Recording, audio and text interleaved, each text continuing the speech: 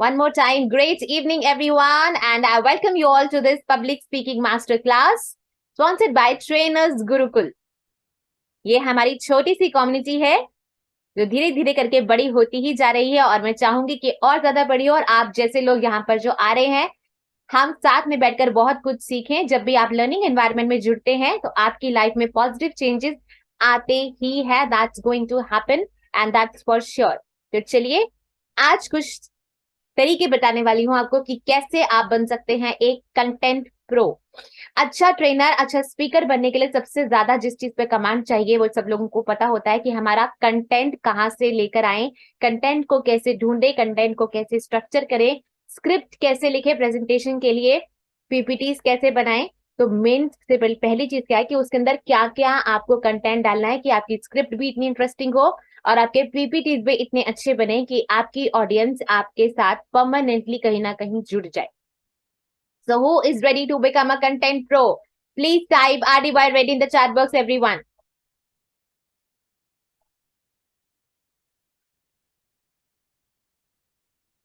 Okay, Rajesh Ahuja ma'am is ready. Ujjwal Das sir is ready. Aman Chauhan ji, Kunal ji, Naina ji, Shirun ma'am,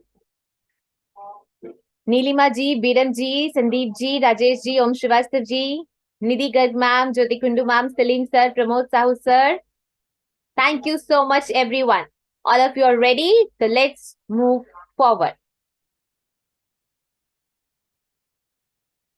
आपको अपना field में अपने content में pro बनना क्यों है? सबसे पहला सवाल जो सबके मन में आता होगा, सबसे पहला आंसर है कन्विक्शन। कैसे हम लोगों को कन्विंस कर पाए कि हम अपनी फील्ड के एक्सपर्ट हैं बिना उनसे जबरदस्ती जताए। वो आपका कंटेंट आपके लिए बोल सकता है, आपको अच्छी जगह पर अच्छे से अच्छी रिकॉग्निशन मिलेगी। अपने आप जब आपका कंटेंट अच्छा होगा, आप अच्छे तरीके से खुद को एक्सप्रेस कर पाएंगे तो आपका कॉन्फिडेंस लेवल बहुत ही अमेजिंग लेवल से बढ़ जाएगा। जैसे कि आपने आज एग्जांपल यहाँ पर ऑलरेडी देख लिए, मुझे बताने की जरूरत नहीं है। आपको नई से नई अपॉर्चुनिटीज मिलेंगी अगर आपने अपने कंटेंट के ऊपर एक अच्छी पकड़ बना ली। If you become a pro at your topic, at your subject with your content, and you are ought to make a difference every time you step on the stage. अब वो स्टेज चाहे ऐसा वर्चुअल इवेंट हो या एक formal ceremony हो, एक seminar hall हो, एक कॉन्फ्रेंस हो या कुछ भी हो, जहां भी आप जाएंगे अपने कंटेंट के साथ, you are going to make a difference every time. All you need is to become a pro. और वो हम कैसे करने वाले हैं, उसके लिए क्या करना होता है, चलिए कुछ चीजें समझते हैं। सबसे पहले जरूरी है कि आप अपने कंटेंट को प्रॉपरली प्लान करें, जिसके लिए पहला क्वेश्चन आता है कि आपका उस कंटेंट को, उस स्पीच को, उस प्रेजेंटेशन को देने का पर्पस क्या है। आप क्या चाहते हैं, आपकी ऑडियंस को कहां से कहां तक लेके जाना चाहते हैं, कौन सा मैसेज उनको डिलीवर करना चाहते हैं, उनको किसी चीज के लिए मोटिवेट करना चाहते हैं, आप कोई प्रोडक्ट सेल करना चाहते हैं, आप उनको सिर्फ एंटरटेन करने के बेसिस से आए हैं, या कोई अवार्ड सेरेमनी है, आपको किसी की तारीफ करनी है, कोई फेयरवेल सेरेमनी है, वहां आपको स्पीच देनी है, या आपको अपने टॉपिक को सही तरीके से एक्सप्लेन करना है। What is your purpose of that presentation? And goal जब माइंड में रहेगा, डेस्टिनेशन जब हमारे पास रहेगी, तो शुरुआत से अंत तक का रास्ता बनाना आसान हो जाता है, प्लानिंग करनी इजी हो जाती है। ऑब्वियसली आपको पता है मुझे दिल्ली से आगरा जाना है, उसके बाद ही तो रास्ता चुनोगे ना कि कौन से रास्ते से जाऊंगा।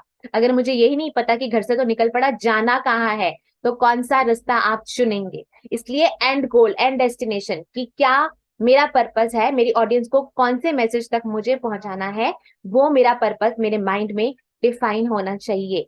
और वो हम कैसे कर सकते हैं, उसके लिए सिंपल सा फॉर्मूला है, थिंक, फील एंड एक्ट। आप क्या चाहते हैं, आपकी ऑडियंस क्या सोचे उस टॉपिक के बारे में, कैसी फीलिंग्स आए उनके मन में, वो क्या चीजें विजुअलाइज करें, आपकी बात सुनकर कैसी फील करें, वो चीजों को अपने साथ कैसे जोड़ पाए उस चीज को, और फाइनली वो क्या एक्शन लें after listening to your speech, your presentation, your script, जो भी आप उनको बता रहे हैं। फॉर एग्जाम्पल, अगर आपको एक स्कूल में भेजा जाता है कि चाइल्ड लेबर के खिलाफ आपको स्पीच देनी है, तो आप क्या थिंक करवाना चाहेंगे अपनी ऑडियंस से कि आपकी ऑडियंस अच्छी तरह से सोचे, समझ पाए कि जो बच्चे कहीं ना कहीं चाइल्ड लेबर में फंसे हुए हैं, उनको कितनी मुश्किलों से गुजरना पड़ता है, उनको कितना फिजिकल टॉर्चर होता है, कितना मेंटल टॉर्चर होता है, उनका बचपन एक तरीके से खत्म हो जाता है। वो फील कर पाए उनके दर्द को कि किस दर्द से वो बच्चे गुजरते हैं, और फिर फाइनली एक्शन लेने के लिए वो एक्ट करें, कि हाँ वो मान जाए आपके साथ। या तो कोई कैंपेन चलाने का, वो सोशल मीडिया पे कैंपेन हो सकता है, वो कोई ऑन रोड कैंपेन हो सकता है, वो कोई वर्चुअल इवेंट जैसा कैंपेन हो सकता है, कि हम चाइल्ड लेबर के खिलाफ ये स्टेप उठाने जा रहे हैं। थिंकिंग प्रोसेस में लगाएंगे, उनको सोचने पर मजबूर करेंगे, फीलिंग लेके आएंगे उनके अंदर, और फिर फाइनली हम उनसे एक्ट करवाएंगे।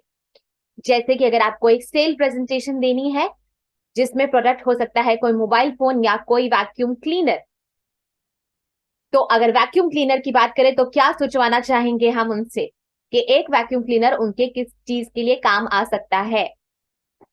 फीलिंग कैसी होगी जब वो फील करेंगे उनका घर कितने खूबसूरत तरीके से चमक रहा है, वो भी बिना किसी एक्स्ट्रा एफर्ट डाले, यूजिंग द वैक्यूम क्लीनर। और एक्शन क्या होगा, obviously this is a sales presentation, तो कहीं ना कहीं आप चाहेंगे कि वो प्रोडक्ट देन एंड देयर खरीद ले, तो हम उनको क्या वो लिंक दे सकते हैं जिसके थ्रू वो ऑनलाइन खरीदे, या फिर वहीं पर जो भी आपका इवेंट चल रहा है वहां पर ही उनको प्रोवाइड करवा सकते हैं प्रोडक्ट, या फिर बुकिंग करवा सकते हैं उसकी।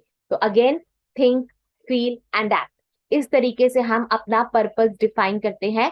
जो भी मेरी प्रेजेंटेशन है, मुझे पता है कि क्या है और मैं क्या करवाना चाहता हूं अपनी ऑडियंस से, राइट। तो क्या फॉर्मूला है इसका पर्पस को डिफाइन करने का, TFA। इसी पे सब कुछ चलता है कि जब आपने अपनी ऑडियंस को सोचने पर मजबूर कर दिया, फीलिंग यानी कि उनके साथ कहीं ना कहीं एक इमोशनल कनेक्शन बना लिया, उनके साथ कोई विजुअलाइजेशन प्रोसेस में उनको आपने भेज दिया, और फिर आपने अगर उनको एक्शन लेने पर कहीं ना कहीं मजबूर कर दिया, तो आपका पर्पस उस प्रेजेंटेशन को देने का सॉल्व हो जाता है। Yes everyone, so what is the formula? Content pro mean sir professionally आप कंटेंट कैसे बना पाएंगे, अपने कंटेंट में प्रोफेशनल के तरीके से खुद को कैसे डेवलप कर पाएंगे। जैसे कि अभी ओम सर ने बताया कि जब भी वो ऐसे प्रेजेंटेशन देने के लिए आगे आते हैं तो अपने आप प्रोफेशनलिज्म उनके अंदर आ जाता है। Yes, think, feel and act. Thank you so much. So I would like one of you, कौन मुझे एग्जाम्पल करके बताएगा कि आपको अगर मैं बोलूं एक प्रोडक्ट है उसकी सेल करनी है तो आप क्या करवाना चाहते हैं अपनी ऑडियंस से, कौन मुझे बता पाएगा? Okay, Hiren ji, you are into mobiles and something you were telling me just now.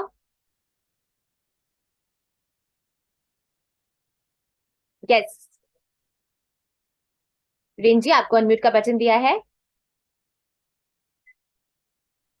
Ji ma'am. आप क्या अभी कुछ बता रहे थे ना, आप कौन से प्रोडक्ट के साथ इन्वॉल्व है? मैम मेरा सर्विस सेंटर है। सभी सेंटर है, क्या करवाते हैं वहां पे, मोबाइल्स का जी। या वहाँ पे मोबाइल, हाँ, mobile repairing and mobile electronics repairing का है? गैजेट सब ओके, रिपेयरिंग का सर्विस का काम है। तो आपको जी अब मैम। अपने क्लाइंट्स को वो करना है कि वो आए तो है स्क्रीन चेंज कराने के लिए, लेकिन आप चाहते हैं कि वो नया ही मोबाइल ले ले, तो कैसे उनको कन्विंस करेंगे? कि TFA फॉर्मूला यूज करके थोड़ा सा माइंड ओवर करके बताइए, क्योंकि ये आप डेली कन्वर्सेशन करते होंगे इसलिए मैंने ये बोला। जी जी जी मैम। तो मेरा सेल्स का नहीं है, फिर भी मैं एग्जांपल आपको दे सकता हूँ। हम्म। मेरा ओनली सर्विस का काम है। मगर ये कह सकते हैं कि ऑलरेडी मोबाइल पुराना हो चुका है, और इसमें अगर आप खर्चा भी करवाओगे तो वापस से भी प्रॉब्लम आ सकता है। इससे अच्छा कि आप थोड़ा और पैसे डाल के नया मोबाइल ले लो, तो उसका मतलब कि आप ज्यादा टाइम तक यूज भी कर सकते हो, और अभी के जो न्यू फीचर है वो भी आप यूज कर सकते हो। राइट। और आप उनके हम वो जानेंगे कि उनकी नीड जानेंगे कि वो कौन कौन सी एप्लीकेशन यूज करते हैं, तो उनके फायदे हम बताएंगे ताकि वो मोबाइल नया खरीद ले ओके, मतलब। थैंक यू सर, थैंक हाँ। You so much. Yes Gagandeep ji जी, ma'am. You want to share your inputs in this topic? या मैम, या thank you. Yes. Ma'am, first of all तो मैं ना उसकी नीड को समझूंगा कि वो जो फोन है उसके पास, क्या उसका एक्सपीरियंस कैसा रहा। उसका एक्सपीरियंस वर्स्ट रहा या अच्छा रहा। तो अगर उसका खराब रहा तो मैं टेंडेंसी उस हिसाब से चेंज करूंगा। अगर उसका एक्सपीरियंस अच्छा रहा, सपोज करिए उसका एक्सपीरियंस अच्छा रहा, तो जो फोन लिया उसके लिए मैं उसको पॉजिटिव दूं, बताऊंगा कि ये फोन मैंने भी लिया, मेरे फ्रेंड्स ने भी लिया, मैंने मार्केट में बेचे, ये ब्रांड बहुत जबरदस्त है। बट जो सिचुएशन है वो इतना खराब हो चुका है आपका फोन कि आपको अब जैसे जैसे आप अपग्रेड तो हो चुके हो, लेकिन अपने फोन को आपने अपग्रेड नहीं किया। दुनिया आगे बढ़ रही है, आप उसी फोन के साथ चिपके हुए हो। तो अपने आप को थोड़ा सा इनहेंस करो, डेवलप करो, मार्केट के साथ हिसाब से आगे चलो और आपको बहुत सी अलग अलग फीचर्स वैरायटीज मिलेगी। दो चार इधर उधर के फीचर्स भी उनको बता दूंगा। तो जैसे हेडफोन वाला हो गया, ब्लूटूथ ऐड ऑन करने वाला हो गया, नए नए फीचर्स फोन के साथ साथ मैं दो चार चीजें और भी चाहूंगा कि भी मैं उसको बेच डालूं। अगर उनका एक्सपीरियंस जो है वो फोन के साथ वर्स्ट है, तो वो फोन के साथ जितना बुरा बोलेगा उससे ज्यादा बुरा मुझे बोलना उस फोन के बारे में।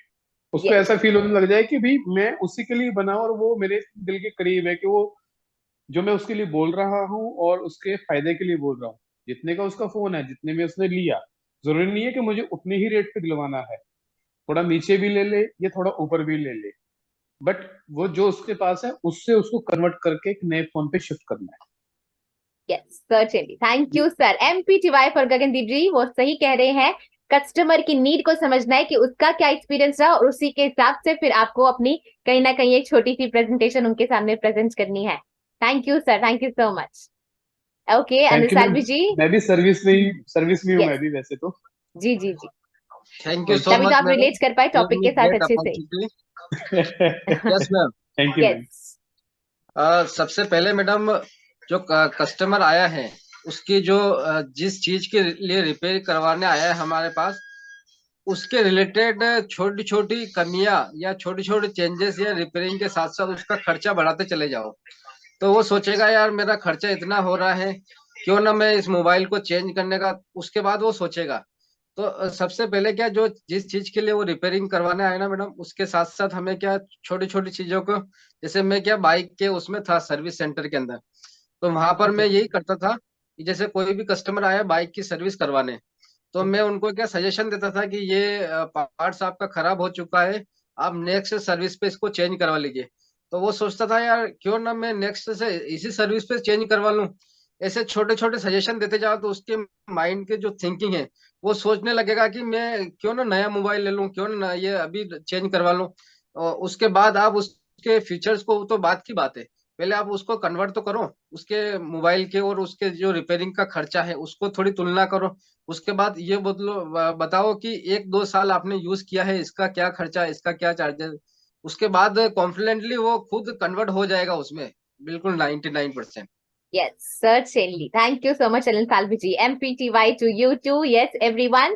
We should type MPTY for sir too. और आज तो ज्योति मैम के सेशन ने कमाल कर दिया है, बिकॉज मुझे कुछ नहीं जरूरत पड़ रही, अपने आप हैंड रेज होते चले जा रहे हैं। MPTY to Jyoti ma'am also. Yes Mukul ji. जी नमस्कार मैम। जी नमस्कार सर। जी मैम, मैं थोड़ा सा एक्ट करना चाहूंगा मैम, मतलब जी कि मेरे बिल्कुल। चश्मा का दुकान नहीं है मेरे, लेकिन मेरे हाथ में एक चश्मा है मैम। तो चाहूंगा कि आप मेरी कस्टमर बनकर मैम मेरे दुकान में आए। उसके ओके बाद थोड़ा सा मतलब मान लीजिए मैम आप मेरे दुकान में आती हैं और ओके, मेरा तो चश्मे का आप मतलब दुकान। रोल प्ले एक्टिविटी करना जी चाहते हैं? चलिए हम हाँ थोड़ा सा। सेकंड जिन्होंने हैंड रेज किया है उनको आपके साथ इन्वॉल्व कर देते हैं। यस चंद्रकला मैम, आपको चश्मा खरीदने के लिए गए हैं मुकुल जी के यहाँ पे, और अब आपकी कम्युनिकेशन शुरू होती है। यस, तो पहले आप बोलेंगे ना मैम, आप कस्टमर हैं, आपकी क्या रिक्वायरमेंट है, फिर उसके बाद वो शुरू करेंगे। मैं ही बोल देता हूँ मैम। जी नमस्कार मैम, बोलिए। आइए, नमस्ते आपका सर। स्वागत है मेरे दुकान में। तो आपको क्या चाहिए मैम? हमें चश्मा खरीदना है। अच्छा, किस तरह का चश्मा चाहिए मैम आपको? मतलब क्या मतलब कैसा होना चाहिए? नंबर वाला चश्मा चाहिए, ये पर्ची है, डॉक्टर ने लिख के दिए नंबर, इस नंबर का बनवाना है। अच्छा मैम, मैं समझ गया मैम आपकी रिक्वायरमेंट को मैम। तो आपके लिए ऐसे तो मेरे दुकान में बहुत से चश्मे मैम, लेकिन मैं आपको ये जो चश्मा है मैम ये देना चाहूंगा, क्योंकि ये जो चश्मा है आपके फेस पर भी अच्छी लगेगी और थोड़ा सा मॉडर्न टाइप का चश्मा है मैम। लेकिन इसका शीशा इतना अच्छा है मैम कि इसके ऊपर आप पावर चढ़ाने के बाद भी अगर आप पहनती हैं तो ये बहुत ही अच्छा आपके लिए रहेगा मैम। और इस चश्मे का एक खासियत और है मैम, अभी हाल फिलहाल में गर्मी का मौसम आने वाला है, ठंड खत्म हुआ है, तो ये इसका जो ग्लास है ना मैम, ये थोड़ा सा ये ब्लू कलर में रिफ्लेक्ट भी होता है, तो ये आपको धूप से भी बचाएगी। इसको शाम में भी यूज कर सकते हैं और साथ ही साथ आप स्टाइलिश भी लग सकती हैं, और ये चश्मा आपके रिक्वायरमेंट को भी पूरा करेगी मैम। तो आप चेक कर सकती हैं मैम, और इसको आप पहन कर देख मुझे सकती हैं। पसंद और नहीं आया वो चश्मा, आपका कलर भी पसंद नहीं आया। मुझे कोई और डिजाइन दिखाइए। अच्छा, तो मैम वैसे तो अभी फिलहाल मेरे पास ज्यादा कुछ है नहीं, मतलब ये है तो ये, लेकिन आपके ऊपर सूट नहीं करे मैम, आपके चेहरे के हिसाब से ये बहुत परफेक्ट है मैम। एक बार आप ले जाइए, अगर आपको शिकायत होगी तो आप अपने घर में दिखाइएगा, अपने जान पहचान के लोगों को दिखाइएगा। अगर आपको पसंद नहीं आता तो ये मेरे को आप कल वापस भी कर सकते हैं। हाँ, इसमें लेकिन मैं एक दिन का समय दूंगा, ज्यादा समय नहीं। ये इसमें और आपके कलर भी है? अभी तो फिलहाल यही है मैम, लेकिन अगर आपको पसंद नहीं है तो मैं आपको ये देता हूँ कि आप कल तक वापस कर सकती हैं और अपने पूरे पैसे ले सकती हैं। ओके, ठीक है ना, यूज अभी करके देखेंगे। हाँ, ये यस मैम, तो आप बिल काउंटर पर चले जाइए, बिल बनवा लीजिए। Okay, so MPTY to both. Finally, the customer is convinced to buy the chashma sold by Mukulji. Thank you, both of you. MPTY to you both. Thank you Amazing. Ma'am.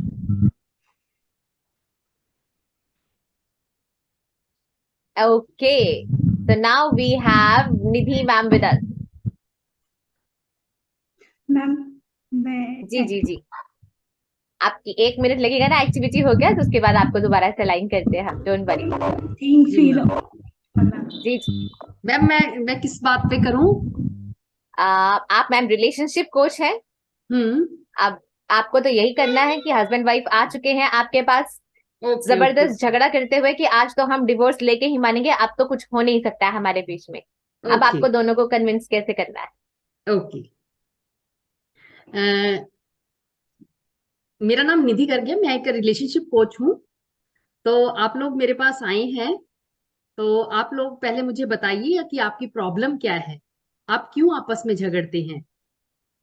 तो वो लोग हमें problem भी share करते हैं, तो उनको मैं फिर सजेशन देती हूँ कि आप लोगों को कैसे अपने मतलब झगड़े को सॉल्व करना है।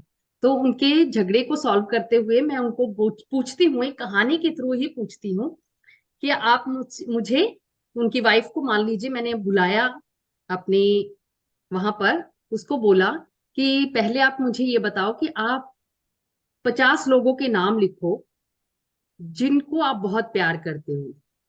तो वो नाम लिख दिए उसने। उसके बाद मैंने कहा कि इनमें से जो 25 लोग ऐसे हैं जिनको अगर आप रिमूव करना चाहें तो कर सकते हैं, आपको 25 लोगों को रिमूव करना है। तो वो 25 लोगों को रिमूव करेगी, जिसमें वो सभी अपने फ्रेंड्स को डिलीट कर देगी, थोड़े से जो दूर के रिश्तेदार हैं उनको डिलीट कर देगी। और उसके बाद फिर से उनको कहा जाएगा कि अगर मैं आपको फिर से कहूं कि इनमें से 10 लोगों को और डिलीट कर दीजिए, तो वो और 10 को डिलीट कर देगी। धीरे धीरे वो सबको डिलीट करते करते आखिर में उसके पास 4 जन रह जाते हैं, जिसमें हस्बैंड वाइफ और उसके दोनों बच्चे होते हैं। तो अब मैं फिर से उनको कहती हूँ कि अब आप 2 और को डिलीट करो। तो वो अपने दोनों बच्चों को डिलीट कर देती है। लास्ट तक वो जो झगड़ा करके आते हैं, लेकिन लास्ट तक भी वो अपने पति को नहीं छोड़ती। क्यों नहीं छोड़ती? क्योंकि वो जानती है कि हर दुख सुख में बच्चे भी अपने लाइफ में सेट हो जाएंगे तो मुझे छोड़ देंगे। मेरे माता पिता भी बुजुर्ग हो चुके हैं, वो भी अपने कल को छोड़कर चले जाएंगे। तो जो मेरा हस्बैंड है वही साथ निभाता है। तो इस बात के लिए उनको कन्विंस करते हैं कि आप लोगों को ही एक दूसरे के साथ रहना है लास्ट तक। जो भी उतार चढ़ाव आते हैं वो आपकी लाइफ में आते रहेंगे, लेकिन आपको दोनों को एक साथ रहना है। आप दोनों ही एक दूसरे के साथ ही अच्छे से रह पाते हैं। ग्रेट तो Nidhi ma'am, wonderful wonderful, thank you so much. और इसके साथ ही एक सीख भी मैम ने हम सभी को दे दी है रिलेशनशिप के लिए। ये एक्चुअली में होता यही है कि अगर ईश्वर ने एक ये रिश्ता बनाया है तो कुछ सोच के ही बनाया है, और ऐसे नहीं बोलते हैं हमारे यहाँ पे कि रिश्ते तो ऊपर से बन के आते हैं। जो भी राइट आपका जीवन साथी है, छोटे मोटे डिस्प्यूट्स होते रहते हैं उनके राइट साथ, लेकिन हमें बनाकर चलना है, क्योंकि एक वही पर्सन है जो एंड तक हमारा साथ कभी नहीं छोड़ता। पेरेंट्स भी कहीं ना कहीं बड़े हो जाएंगे, बुजुर्ग हो जाएंगे, बच्चे भी अपनी दुनिया में मस्त हो जाएंगे, लेकिन राइट। जीवन साथी हमेशा आपके साथ खड़ा रहेगा। Thank you so much Nidhi ma'am, amazing. Thank you ma'am. MPTY to you. Thank you.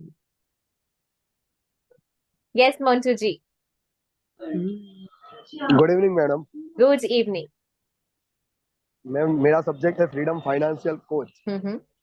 मेरे यहाँ कोई भी पार्टी या कोई भी आते हैं कस्टमर, तो उनको मैं सबसे पहले यही क्वेश्चन करता हूँ कि आपका बिजनेस क्या है, आप किस फैमिली से बिलोंग करते हो, आपकी लाइफस्टाइल क्या है। हम लोग उनका पूरी लाइफस्टाइल का शेड्यूल बनाते हैं अप टू जनवरी टू दिसंबर, आने वाले 5 साल, आने वाले 10 साल, उनकी लाइफस्टाइल क्या है, उनके बच्चे कितने हैं, उनके पीछे एजुकेशन कॉस्ट कितना जा रहा है, हर साल घर पे मेडिकल कॉस्ट कितना आता है, बुजुर्ग कितने हैं, ये पूरा उनका फैमिली का पूरा डिटेल्स हम 2 पेज भर के पूरा डिटेल्स ले लेते हैं, उनकी पूरी लाइफस्टाइल, उनका बिजनेस स्टेटस सब कुछ लेते हैं। उसके बाद उसका प्लानिंग करते हैं कि अब जब उनका बच्चा अगर अभी 5 साल का है तो आने वाले 5 साल बाद और आने वाले 10 साल बाद हायर सेकेंडरी में जाएगा तो उसको कितना कॉस्ट लगेगा।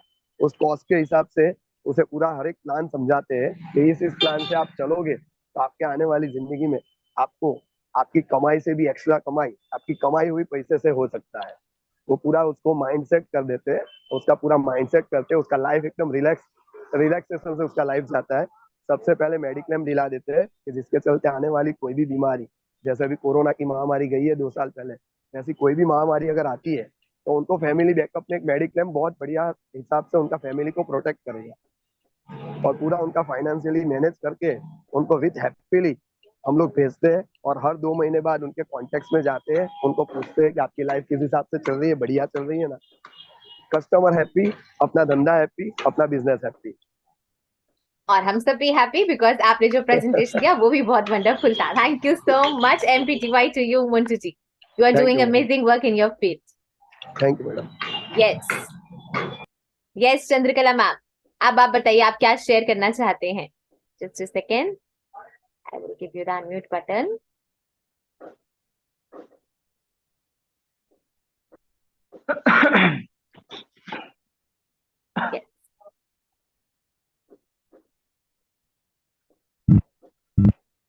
मैम हेलो मैम, जी मैंने IBC में काम करती थी ना, तो वहाँ का उदाहरण देना चाहूंगी। बिल्कुल।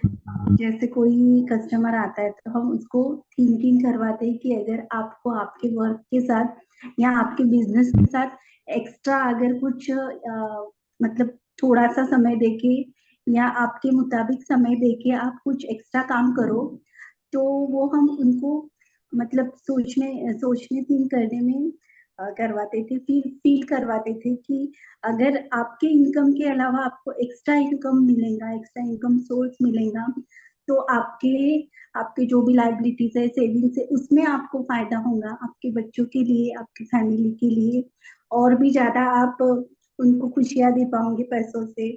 तो ये फील करवाना और फिर उसको वो लेने के लिए मतलब एक्शन करवाना, ये थिंक फील और एक्ट का फॉर्मूला यहाँ पे इस तरह से हम यूज करते हैं।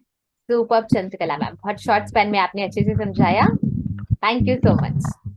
MPTY to you too. Okay. Yes. तो बहुत सारे लोगों ने अपने आइडियाज शेयर किए एंड विद ड्यू रिस्पेक्ट, क्योंकि Sharun ma'am is a native English speaker and she wants I should repeat this session in English. So one more time, I'm repeating all the content in English. Somebody has their mic on. I don't know who. लेकिन कहीं ना कहीं से disturbance आ रहा है। Okay, एक बार मैं फिर भी सबको फॉर्मली म्यूट कर देती हूँ। Yes, thank you so much everyone for being with us. Okay, let me share my screen one more time so that I can share this in English, what I told you right now.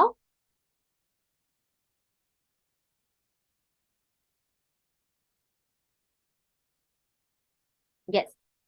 So today our topic is about how can you become a content pro. And first of all, the question is, why should you become a pro in your field? Why should you become an expert?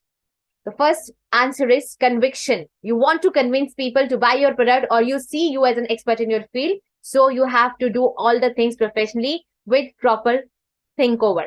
Then you will get more recognition when you are in your field as an expert establishment. Your confidence will go over the stars if you are doing your work very well with your expertise in your field. And again, opportunities have open doors for you every time you present yourself as an expert in your field through your presentations, through your speeches, through your scripts. Okay, and you ought to make a difference every time you present yourself on stage when you are a pro, when you become a pro. So what is the first step of becoming a pro? That you have to plan your content very well. Your content should be curated, almost curated effectively with every points in detail. And first question is how you align your purpose, what you want your audience to do. आपका destination क्या है? What is your destination of giving that presentation? What you want from your audience? You want to sell some product? You want to motivate people? You want to entertain people? You want to show them your expertise? You want to acknowledge them? What you want to do? What is the purpose of that presentation? And for that, defining the purpose, we have a 3-step formula, that is TFA: think, feel, and act. What you want your audience to think about the content you are delivering, what you want them to feel about the thing you are delivering, and finally, what you want them to act upon, what you want them to take action on. For example, if you are giving a speech on child labor, so you want that people should understand the pain. They should get the thinking of what are the misleadings of the children who are into child labor, how they are into mental pressure, physical torture, and everything. They are not able to enjoy what they should do. They are not able to study. They are not able to do anything with their life. They have to work under extreme conditions. You have to get them feel the pain of that children, and you have to make them act, to take action against child labor. हम एक social वो चला सकते हैं, campaign चला सकते हैं, या फिर एक प्रॉपर वर्चुअल कैंपेन चला सकते हैं, जिसके थ्रू हम लोगों को और ज्यादा अवेयर कर सकते हैं कि वो भी इस चीज के ऊपर काम करे, इस चीज को समझे, और चाइल्ड लेबर को कहीं ना कहीं हम इरेडिकेट करते इस सोसाइटी से. तो in this way TFA formula works, and we can define our purpose of the presentation. All right, Sharoon ma'am, thank you so much. चलिए अब आगे बढ़ते हैं हम, लेकिन इसमें सबसे बड़ा पार्ट कौन प्ले करता है कि आपका पर्पस क्या रहने वाला है आपकी प्रेजेंटेशन का? Audience. Everything you are doing is for your audience. आप अपने लिए कभी प्रेजेंटेशन नहीं कर रहे कि मुझे दिखाना है मुझे क्या आता है. प्रेजेंटेशन कभी इसीलिए नहीं होती कि आप क्या करते हैं, आप क्या करना चाहते हैं, आपका क्या पर्पस है. प्रेजेंटेशन इसलिए होती है आपकी ऑडियंस तक आपका मैसेज ठीक तरीके से पहुंच पा रहा है कि नहीं, आपकी ऑडियंस को आपकी बात समझ पा रही है कि नहीं, आपकी ऑडियंस के साथ आपका वो कनेक्शन डेवलप हो पा रहा है कि नहीं. अगर वो नहीं हो पा रहा, then you are failing somewhere. So सबसे बड़ा काम जो हमें करना है, before writing any script, before doing any presentation, we have to do audience research in a proper way. So audience की जो स्पेलिंग है, यही हमें दे देती है सारी वो चीजें जिससे हम सही तरीके से ऑडियंस पे रिसर्च कर सकते हैं. So what is this spelling? Definition I will define step by step in detail. सबसे पहला A फॉर एनालिसिस. एनालिसिस मतलब आपकी ऑडियंस का नंबर क्या है एग्जैक्टली.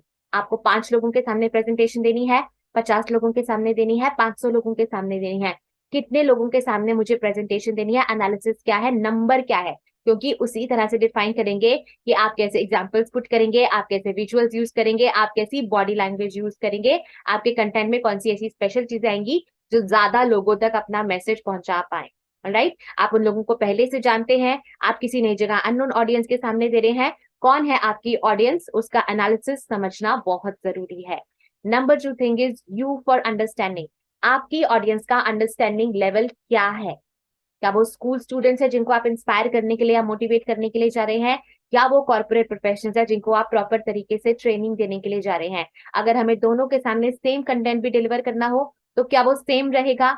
Not at all.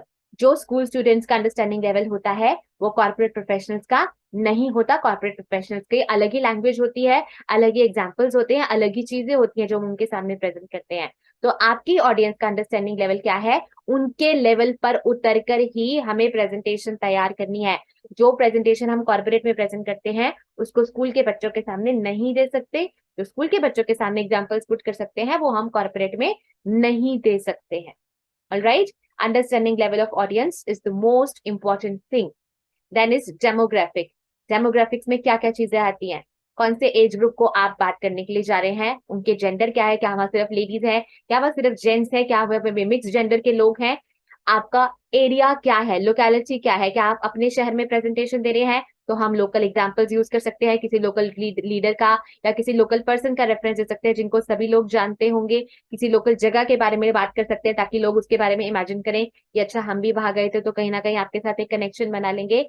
या फिर आप किसी नई जगह पर जाकर दे रहे हैं, क्या वो अलग अलग शहरों से लोग आए हैं वहां पर या सिर्फ एक ही जगह के लोग हैं, डेमोग्राफिक्स क्या है। अगर हम लेडीज को परफ्यूम बेचना चाहें और जेंट्स को वैक्यूम क्लीनर, तो दोनों में से कौन सी चीज ज्यादा इफेक्टिव रहेगी? Give me answer in the chat box so that I come to know you are listening to me. Ladies को परफ्यूम बेचना है और जेंट्स को वैक्यूम क्लीनर, कौन सी प्रेजेंटेशन इफेक्टिव रहेगी? लेडीज को परफ्यूम बेचना है ऑब्वियसली, क्योंकि लेडीज परफ्यूम के साथ रिलेट कर सकती हैं, जेंट्स नहीं कर सकते वैक्यूम क्लीनर के साथ रिलेट। हाँ, लेकिन परफ्यूम के साथ वो भी रिलेट कर जाएंगे, राइट। तो डेमोग्राफिक्स क्या है, एज, जेंडर, लोकेलिटी, एनवायरमेंट क्या है, उस पर भी डिपेंड करेगा कि आपको कौन सी प्रेजेंटेशन देनी है, कैसे अपने प्रोडक्ट को प्रेजेंट करना है, कैसे खुद के एरिया ऑफ एक्सपर्टीज को प्रेजेंट करना है लोगों के सामने, राइट। जो एग्जाम्पल्स कुछ हम लेडीज के साथ दे सकते हैं, like ladies are more subtle, थोड़े सा मदरहुड वाला फैक्टर ज्यादा होता है, थोड़ा सा अंडरस्टैंडिंग लेवल अलग तरीके का होता है, उनको उस तरह के एग्जाम्पल्स दिए जाते हैं। जेंट्स को अलग तरीके के एग्जाम्पल दिए जाते हैं, मिक्स क्राउड के लिए अलग तरीके के एग्जाम्पल्स होते हैं। तो डेमोग्राफिक्स क्या है, ये चीज समझना बहुत जरूरी है। अगर आपका जो भी आप कहीं जा रहे हैं वहां सिर्फ एल्डरली पर्सन आने वाले हैं, तो उनके सामने हम बच्चों जैसे ह्यूमर यूज नहीं कर सकते।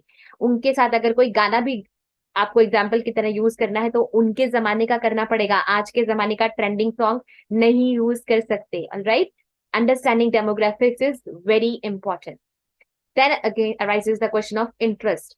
आपकी ऑडियंस को आपको सुनने में इंटरेस्ट है भी या नहीं, उनको वो टॉपिक पसंद भी है या नहीं है, वो टॉपिक को समझना भी चाहते हैं नहीं, या फिर जबरदस्ती बिठाया गया है उनको सुनने के लिए। ऐसा हम क्या करें कि हमारी ऑडियंस का हमारे जो भी सब्जेक्ट है उसमें इंटरेस्ट डेवलप हो जाए। अगर स्कूल स्टूडेंट्स को ये बात आपको जाना है, मोटिवेट करना है उनको या कुछ करना है, तो ऐसा भी हो सकता है ना उनको जबरदस्ती बिठाया गया हो कि भैया आज कोई आ रहे हैं जो आपके साथ गोल सेटिंग पे एक सेशन करने वाले हैं, और बच्चों को यही नहीं पता कि गोल सेटिंग एग्जैक्टली होता क्या है, उनका कोई इंटरेस्ट नहीं है, उनको जबरदस्ती बिठा दिया गया वहां पे। तो पहला स्टेप, मैं as a coach, as a trainer, as a speaker क्या करूं कि बच्चे मेरे साथ पहले आकर अटैच हो जाएं, उनका इंटरेस्ट डेवलप हो जाए उस गोल सेटिंग के अंदर। ऐसा मैं स्पेशल क्या करूं उनके लिए। एक ह्यूमरस नोट पे हम शुरुआत कर सकते हैं, या फिर उनको सबसे पहले इंपॉर्टेंस बता सकते हैं कि आपका गोल एज अ स्टूडेंट क्या होना चाहिए। अगेन, कि आप साल के एंड में कौन से परसेंटेज लेना चाहते हैं, वही आप अपने गोल कार्ड पे लिखेंगे। या फिर अगर वो 11th-12th के स्टूडेंट्स हैं तो आप अपने करियर में आगे बढ़ चलकर क्या बनना चाहते हैं, वो आपका गोल होना चाहिए। तो ऐसा कुछ अलग सा उनके लिए हमें क्रिएट करना होगा, उनका इंटरेस्ट डेवलप करने के लिए हमारा जो भी सब्जेक्ट है उसके अंदर, right. Then E for expectations. आपकी ऑडियंस भी आपसे कुछ एक्सपेक्ट कर रही है और आप भी अपनी ऑडियंस से कुछ एक्सपेक्ट कर रहे हैं। आप क्या एक्सपेक्ट करते हैं? जैसे हम जूम स्क्रीन में आपको आने से पहले बोलते हैं, जूम वर्चुअल में अपना कैमरा ऑन करके बैठिए, अपना डायरी और पेन लेके बैठिए, लर्निंग एनवायरनमेंट में खुद को रखिए, लर्निंग एटीट्यूड के साथ बैठिए। ऐसा ही हर ट्रेनर, स्पीकर, कोच कहीं ना कहीं चाहता है। तो ये मैसेजेस हम उनको पहले ही प्रायरली कन्वे कर देते हैं कि आप लर्निंग एटीट्यूड के साथ आइए, कमिटेड होकर आइए, अपना टाइम स्पेयर करके आइए। अगेन लर्निंग एटीट्यूड के साथ आ रहे हैं तो डायरी और पेन के साथ आइए ताकि आप नोट्स ले सके। तो आप जो एक्सपेक्ट करते हैं वो पहले से कन्वे कर दीजिए, और ऑडियंस की क्या एक्सपेक्टेशन है वो हमें प्रायरली कैसे पता लगेगी, क्या कर सकते हैं उसके लिए? हम उसके लिए उनको प्रायरली कोई फॉर्म भरवा सकते हैं। अगर ऑनलाइन इवेंट है तो वो गूगल फॉर्म अवेलेबल है आज के टाइम पे। आपने देखा होगा जब भी आप वेबिनार अटेंड करते हैं तो कहीं ना कहीं आपसे भरवाया जाता है, जिसमें आप जो भी स्पीकर है उनको पहले से आपकी एक्सपेक्टेशंस पता होती है, आपका नाम वगैरह पता होता है, राइट। एक्सपेक्टेशन पता करना बहुत जरूरी है, बिना इसके आपकी जो भी प्रेजेंटेशन है वो कभी इफेक्टिव नहीं बनेगी। अगर ऑडियंस एक्सपेक्ट कर रही है कि आप उनको एंटरटेन करें और आप उनको कहीं ना कहीं मोटिवेट करके आ जाते हैं, या कहीं ना कहीं उनको सिर्फ इमोशनल स्टोरी सुना के रुला कर आ जाते हैं, तो वो चीज सही नहीं रहेगी।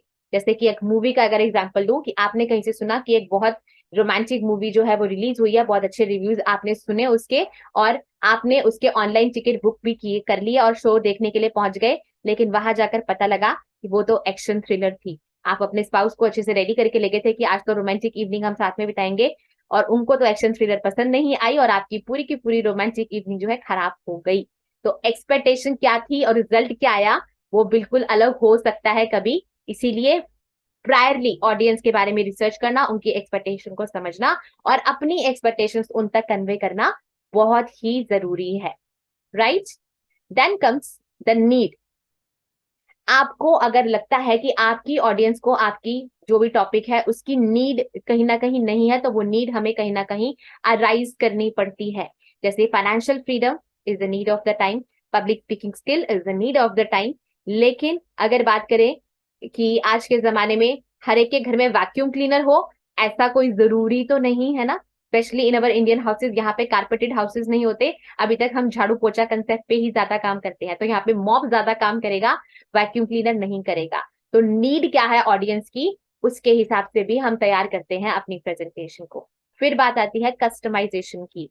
अगेन जैसे अभी थोड़ी देर पहले हुआ कि मैंने पहले हिंदी में कंटेंट दिया और फिर मुझे एक बार टॉपिक को इंग्लिश में एक्सप्लेन करना था, क्योंकि वी हैव ऑडियंस जो सिर्फ इंग्लिश समझती है, उनको हिंदी ठीक से समझ में नहीं आती है, तो मैंने कहीं ना कहीं अपनी प्रेजेंटेशन को कस्टमाइज कर दिया। ऐसे ही अगर आपको पता है कि आपकी ऑडियंस जो है वहां पर लोग इंग्लिश स्पीकिंग समझते हैं, लेकिन कुछ लोग ऐसे हैं जिनको हिंदी बिल्कुल समझ में नहीं आती है या उनको इंग्लिश बिल्कुल समझ में नहीं आती है, तो या तो आप अपनी पीपीटी में दोनों लैंग्वेजेस का मिक्स यूज करेंगे या फिर प्रायरली पूरा का पूरा जो प्रेजेंटेशन है उनको हिंदी में कन्वर्ट करके ऑलरेडी प्रोवाइड करा देंगे, ताकि वो समझ पाए कि आप क्या प्रेजेंट कर रहे हैं।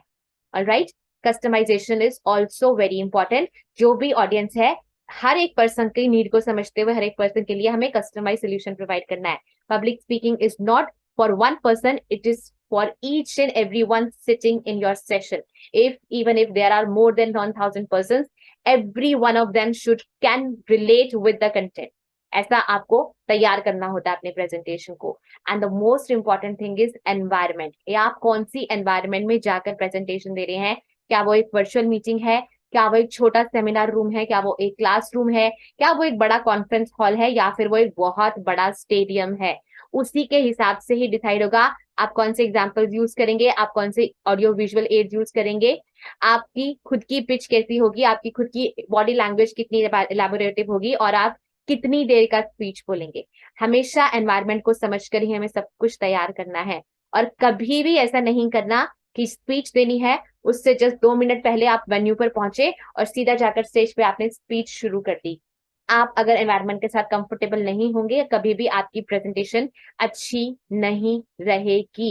इवन इफ आपको जूम स्क्रीन के सामने प्रेजेंटेशन देनी है वर्चुअल में, तो आधा घंटा पहले आपका लैपटॉप ऑन होना चाहिए, आपका अपनी स्क्रीन के सामने सेटअप होना चाहिए, आपका पीपीटी या जो कुछ भी है वो ऑलरेडी रेडी होना चाहिए, जो भी ऑडियो विजुअल एड्स दिखानी है वो सब कुछ आपके लैपटॉप पे ऑलरेडी रेडी होना चाहिए। टाइम से पहले आपकी टेक्नोलॉजी के साथ आपका पूरा कनेक्शन होना चाहिए। अगर आप सिंपल अपने ऑफिस में जाकर भी प्रेजेंटेशन दे रहे हैं, जहां पर रोज देते हैं, मतलब रोज इन द सेंस कि हर तीसरे चौथे दिन या हर हफ्ते में एक प्रेजेंटेशन आपकी होती है, आपका अपना ऑफिस है, आपका अपना कंफर्टेबल स्पेस है, तो भी आधा घंटा पहले एटलीस्ट आपको जाकर वहां पूरा सेटअप कर लेना है। You have to be comfortable with the environment. और अगर किसी नई जगह पर जा रहे हैं प्रेजेंटेशन देने, ऑडियंस भी अननोन है, तो ट्राई कि अगर आप एक दिन पहले जा सकते हैं, आपका कोई लोकल इवेंट है, एक दिन पहले जाके आप अच्छी तरह से उस जगह को समझ सकते हैं, स्टेज कैसा है, वहां लोग कैसे बैठे होंगे, कैसे आपका कहाँ पे माइक सेट होगा, कहाँ पे आपके पीपीटी मतलब प्रेजेंटेशन प्रोवाइड की रहेगी, कहाँ पे स्क्रीन अवेलेबल है कि नहीं, एक दिन पहले जाके प्रायरली सब चीजों को समझ लीजिए। अगर एक दिन नहीं तो एटलीस्ट 1-2 घंटा पहले जाकर वेन्यू को अच्छे से अंडरस्टैंड कर लीजिए, तभी आप इफेक्टिव तरीके से प्रेजेंटेशन दे पाए। Alright, so this all yields audience research. A for analysis, that is what is the number of your audience. U for understanding, what is the understanding level of your audience. D for demographic, what is the age, gender or local language understanding of your audience. What are the interests of your audience. E for expectations, what you are expecting from your audience to do and what is your audience expecting from you. Both are very important. They need that presentation or not, that is also very important. You have to provide customized results if your audience needs it, or at least some person needs it, and you have to be comfortable with the environment of the session. Yes, everyone, do you understood all the things very well, or shall I repeat?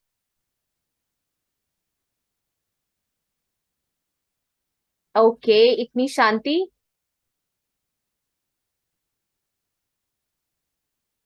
Okay okay okay, हो गया सभी का? सब समझ में आ गया सबको? तो मैं एक पर्सन से दोबारा से रिव्यू लेना चाहूंगी कि उनको कौन सा पॉइंट सबसे अच्छे से समझ में आया है. Again, cameras are off, people don't do that.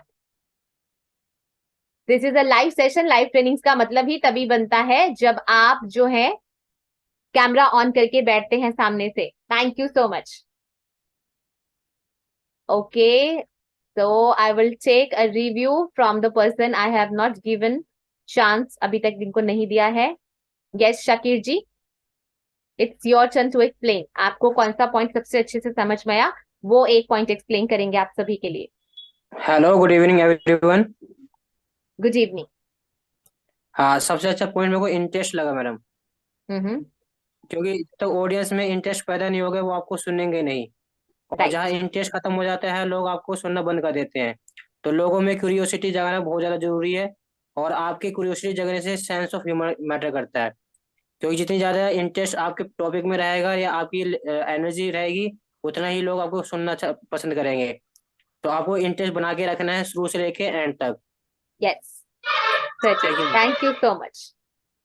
Okay, yes, Ujjwal Das ji, what is your point of understanding? आपको कौन सा पॉइंट सबसे अच्छे से समझ में आया, वो री एक्सप्लेन कर दीजिए जरा, ताकि बाकी लोग भी अच्छे से समझ ले दोबारा से. Okay, so for me, environment is the most important thing. Like you need to reach to the venue at least one day before, if it is possible.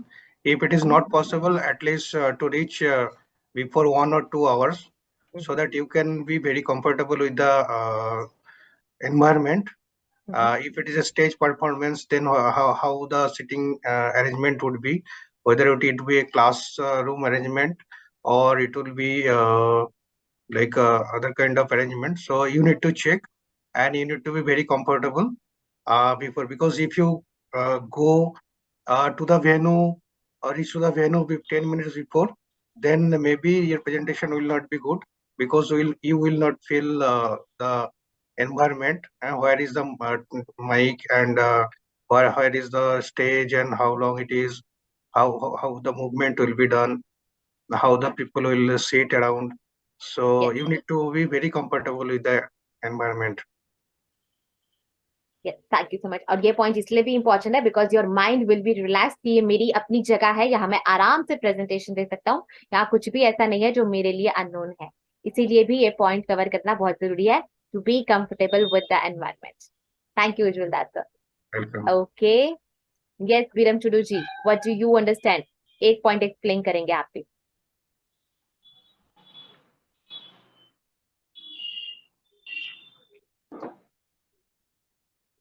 Yes, unmute yourself.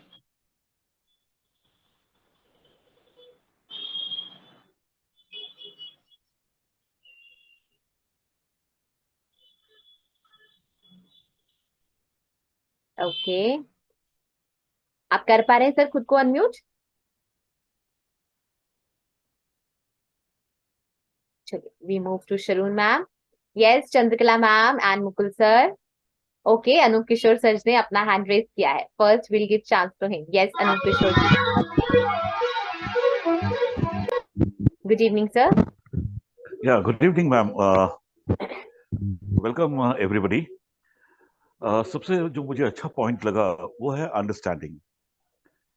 Understanding level जानना बहुत जरूरी है कि वो किस type का audience उस venue में आ रहे हैं. मैं एक छोटा सा एग्जांपल देता हूं मैं आपको कि मैं एक ट्रेनिंग प्रोग्राम करता था जिसका करीब 6 घंटे का होता था प्रोग्राम वो, और उसमें वो स्लाइड शो सेम रहता था हर एक के लिए.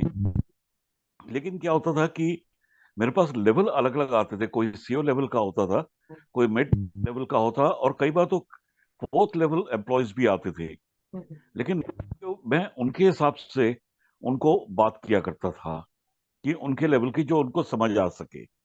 अगर सीओ लेवल पे दे रहा हूं तो उस हिसाब से उसको अपनी लैंग्वेज को उनकी अंडरस्टैंडिंग के हिसाब से फॉर्मुलेट करता था। और अगर मैं फोर्थ क्लास एम्प्लॉयज को ही वही चीज बता रहा हूं तो उनको इस ढंग से बताया जाए कि ताकि उसको उनको समझ आ सके। सो अंडरस्टैंडिंग लेवल जो है वो बहुत जरूरी है कि वो थोड़ा बहुत आइडिया होना चाहिए। बाकी आप ऑन द स्टेज थोड़ा बहुत उसको मॉनिपुलेट कर सकते हैं। Thank you so much. Thank you ma'am, thank you so much, thank you sir. Okay, yes Chandrakala ji. Yes ma'am. Environment मतलब आप कौन से आपको किस एरिया में एनवायरमेंट का पॉइंट सर ने कवर कर लिया है, आप कोई और पॉइंट एक्सप्लेन करना चाहेंगे? अंडरस्टैंडिंग का भी कवर हो गया यस, मैम। ठीक वी है have ma'am. Analysis, demographics, needs. No, मतलब आपने पूरा ध्यान से सुना नहीं, सिर्फ 2 पॉइंट सुने, है ना? 2-3 पॉइंट नहीं समझे ठीक से। कोई बात नहीं, चलिए। Yes Mukul ji.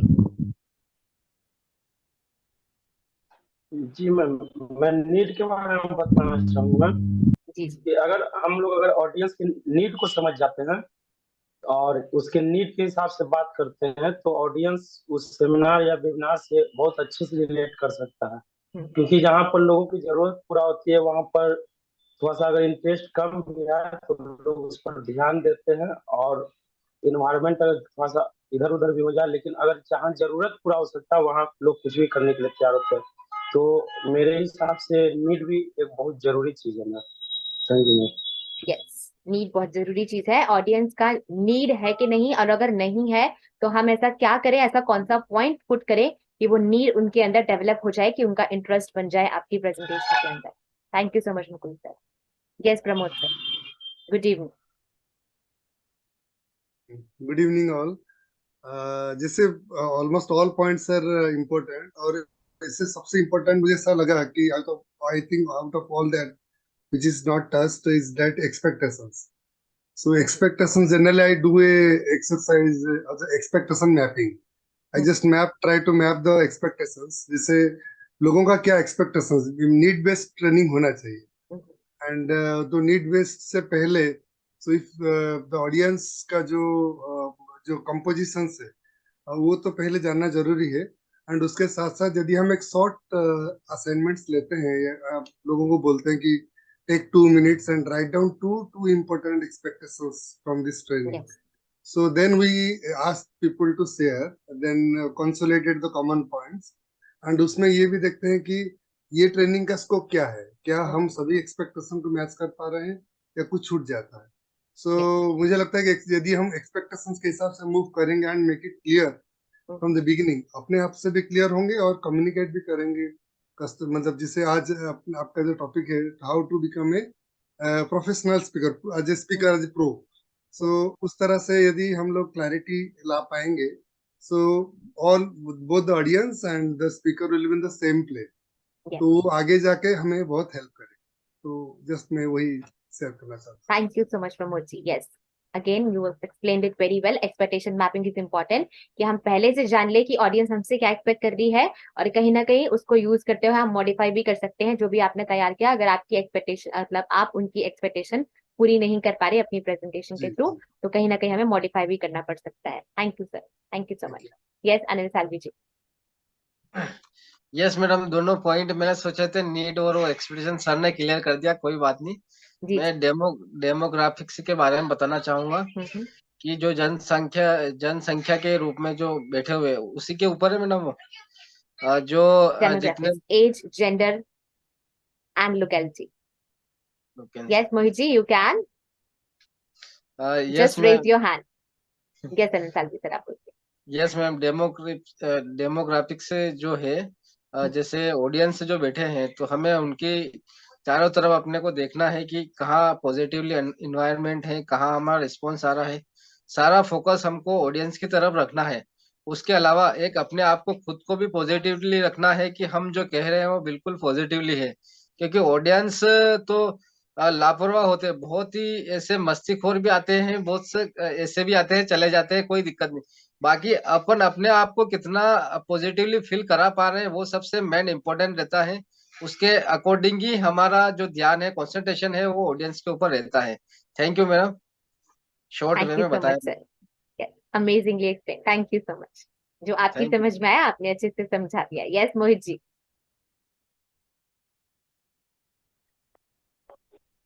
Yes Mohit sir, I have given you the unmute button. ये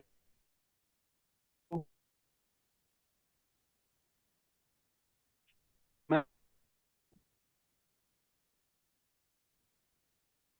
Okay, maybe there was a network issue from my side or his side, I don't know, but he is not able to unmute himself. Yes, Nidhi ma'am. Nidhi ma'am is मेरे always को smiling. मेरे को बड़े Okay, yes, मेरा turn आ गया. मेरे को बड़ी खुशी होती है, मेरी टर्न आ गई। Great. मैम इसमें पॉइंट रह गया कस्टमाइजेशन, है ना? Yes. हाँ, तो इसमें क्या है कि मुझे जैसे हिंदी आती है, पंजाबी आती है, लेकिन मुझे इंग्लिश नहीं आती। लेकिन मेरे पास क्लाइंट्स मान लीजिए फॉरेन से आ गए, तो मुझे इंग्लिश भी आनी चाहिए, क्योंकि और कोई लैंग्वेज मुझे आए या ना आए, वो कोई मराठी आ जाए, गुजराती आ जाए, वो लैंग्वेज मैं सारी तो नहीं सीख सकती, लेकिन मुझे इंग्लिश जो है कॉमन लैंग्वेज है, उसमें कंफर्टेबल होना पड़ेगा ही, तभी मैं अच्छे से किसी के साथ कम्युनिकेट कर सकती हूँ। तो ये मेरे लिए एक जरूरी चीज है। तो कस्टमाइजेशन मतलब हमें Customization, speaking providing content according to your audience needs. Again, customization is that आपकी ऑडियंस को कौन सी भाषा समझ में आती है, उनको कौन से एग्जाम्पल समझ में आते हैं, उनको कौन से गानों के साथ आप रिलेट कर सकते हैं, उनके साथ आप कौन सा ह्यूमर कंटेंट यूज कर सकते हैं, सब कुछ इसमें आता है। जैसे अभी सर अनूप सर ने बताया कि वो एक ही प्रेजेंटेशन को सीईओ लेवल के लोगों को भी प्रेजेंट करते थे और 4th क्लास एम्प्लॉयज को भी प्रेजेंट करते थे, लेकिन अपना बोलने का तरीका चेंज कर लेते थे ताकि वो लोग अच्छे से उस कंटेंट के साथ रिलेट कर पाए। बिल्कुल वैसे ही। Thank you so much ma'am. Thank you. Yes Sharun ji. I am going to, these all points are very important in my opinion. And so I'm going to talk about analysis. Yeah. Analysis of the audience. We should analyze how much crowd will be there, how many number of people would be present for the training and all. And we should analyze the audience, their structure, their the whole thing. And all, I think analysis means all the other points also coming, right? Demographics and all coming, analysis part of the audience. I think so. Great. Thank you, ma'am. Thank you so much. That's good you understood. Yes, Salim ji, you would like to add something?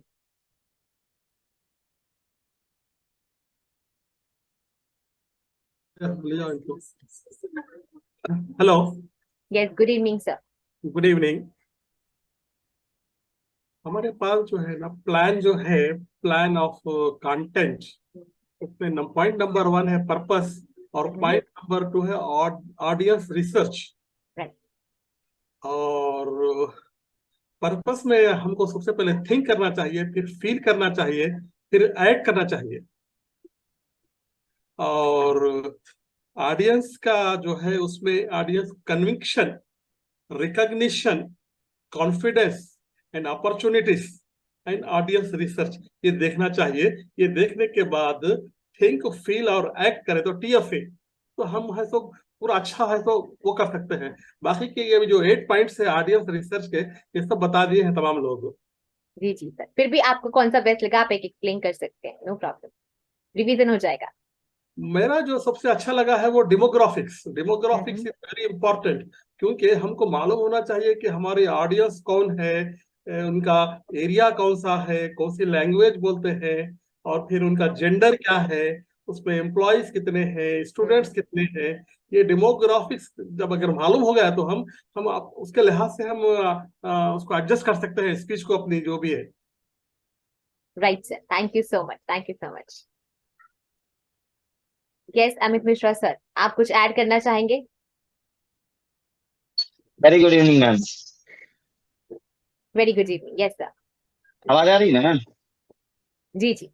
जो भी आपने आज actually आज समझा मैं उसमें से एक पॉइंट एक्सप्लेन कीजिए। मैं स्पेशली करवा रही हूँ exercise so that I come to know you are taking notes, you are understanding the things, और ऐसे रिवीजन भी हो जाता है सभी का।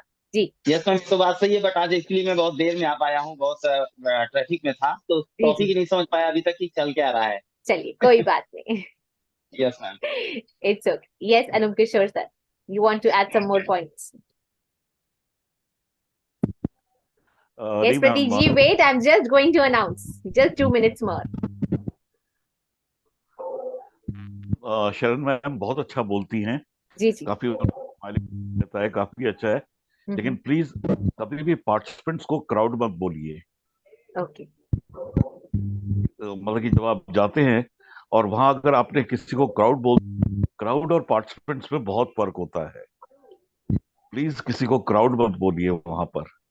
हाँ, ये मेरी आपसे और सभी स्पीकर से रिक्वेस्ट है कि क्राउड ये क्राउड नहीं होते, वो एक पर्पस के लिए आए हैं वहां पर, आपसे कुछ सीखने के लिए आए हैं, दंगा फसाद करने नहीं है।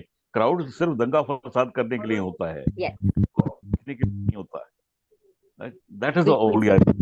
Thank you sir, thank you. बिल्कुल सही पॉइंट एक्सप्लेन किया सर ने। जब आप स्पेसिफाइड एक प्रेजेंटेशन देने जा रहे हैं, जो भी आपको सुनने के लिए आए हैं, वो कहीं ना कहीं, if money is not involve, at least their time is involve, and time is the most precious thing. आपको कोई भी अपना टाइम दे रहा है, उस टाइम की वैल्यू हमें समझनी है। प्रेजेंटेशन हमेशा प्रॉपर तरीके से क्रिएट होनी चाहिए, पर्पज सॉल्व होना चाहिए, उनको लर्निंग मिलनी चाहिए, and that too in proper time. हम कभी भी लेंथनिंग ना करें कि हमें बहुत ज्यादा देर ले लेनी है, उनको बहुत ज्यादा टाइम तक एंगेज करके रखना है। No, you should understand the value of time of your participant. Everybody is a participant there. They are there to learn from you. They are there with the learning attitude. Obviously, आप खुद से अगर ऐसा सोच के जाएंगे कि yes, everybody is there to learn something from me, तो अपने आप अपने सेशन को आप ऐसे डिजाइन करेंगे कि आप उनकी लाइफ में कोई वैल्यू ऐड कर पाए, and that is our sole purpose, to add value in whoever is sitting in that hall. Everyone is there to learn something from us. अगर एक पॉइंट भी आपके जो भी आपने बोला उसमें से किसी को ट्रिगर कर गया और उनकी लाइफ में उससे वो कोई चेंज ला पाए, that is the most bad thing, best thing happening. Okay, तो हमें इसी पर्पस के साथ जाना है कि एटलीस्ट हम सब कुछ ऐसा बोले कि कहीं ना कहीं अपने पार्टिसिपेंट्स की लाइफ में वैल्यू ऐड कर पाए। हमें ज्यादा इलेबोरेटिव बनाने की भी जरूरत नहीं है, ज्यादा शेरो शायरी करने की जरूरत नहीं है। जो भी मैसेज दे रहे हैं प्रॉपरली क्राफ्ट करके ऑडियंस के माइंड तक, उनके दिल तक पहुंचना चाहिए। Right everyone, thank you so much. Thank you so much Anoop sir, बहुत वैलिड पॉइंट शेयर किया आपने। MPTY to sir for this point. Everyone will type in the chat box. Yes Bapaditya ji.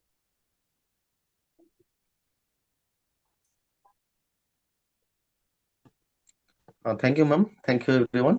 Good evening सबको। Good evening. मेरे हिसाब से ma'am, मेरे हिसाब से फर्स्ट तो है एनालिसिस, तो कितने पार्टिसिपेंट है वहाँ, ये पहले जांच करना जरूरी है। और नंबर 2, क्योंकि पार्टिसिपेंट अगर कम है तो मेरा बोलने का तरीका अलग सा होगा, अगर पार्टिसिपेंट ज्यादा है तो मेरा वॉइस रेंज और जितने सारे पार्ट है वो सब अलग सा होगा। और एक है एज, कौन सा एज ग्रुप है। और नंबर 3 में आता है नीड्स, क्या चाहते हैं वो लोग, उस हिसाब से मुझे डिजाइन करना पड़ेगा। मेरे हिसाब से मैम ये 3 पॉइंट बहुत ज्यादा जरूरी है, मैं समझा। यस सर, बस आपने बिल्कुल सही समझा सर। देखिए पूरे के पूरे वही है ना, ये 7 पॉइंट में से जौन से 3 पॉइंट आपको सब तरह समझ में आए, इसका मतलब आप उन पॉइंट्स के साथ सबसे अच्छे से रिलेट कर पाए कि हाँ ये सबसे ज्यादा जरूरी है, and that is the important thing. मैंने बताया ना, एक चीज भी अगर आपके ऑडियंस को समझ में आ गई, आपके पार्टिसिपेंट्स को क्लिक कर गई, that means you are doing your work very well. Thank you so much Papaditya ji, thank you so much. And now it's the time we shall invite the speaker of the day. As you know कि हम हर हफ्ते 15 minute की presentation का chance देते हैं अपने किसी ना किसी पार्टिसिपेंट्स को, and we are aligned today with Prateek sir. So all of you please type welcome Pratik sir so that he can present his topic amongst you। और सभी लोग बहुत ध्यान से देखेंगे, समझेंगे कि वो क्या बताना चाहते हैं। उनका टॉपिक बहुत ही अलग है, बहुत ही यूनिक है। वो माइथोलॉजी को आज की मॉडर्न वर्ल्ड के साथ जोड़कर चल रहे हैं कि कैसे हम महाभारत के जमाने को या महाभारत की लर्निंग से अपनी लाइफ को सफल बना सकते हैं। Welcome Prateek sir, welcome to the session. I'm spotlighting you for everyone. Just unmute yourself, and I am giving you, for the time being, the co-host permission so that you can share your screen. नमस्कार दोस्तों, जिंदगी की महाभारत से सीखने के लिए पहले तो आज का सेशन मैडम का तो बहुत बढ़िया रहा, मेरे को तो बहुत अच्छा लगा। जो की पॉइंट थे वो उन्होंने आज क्लियर किए है। आप सबको कैसा लगा वो सेशन? कमेंट करके बताइए please.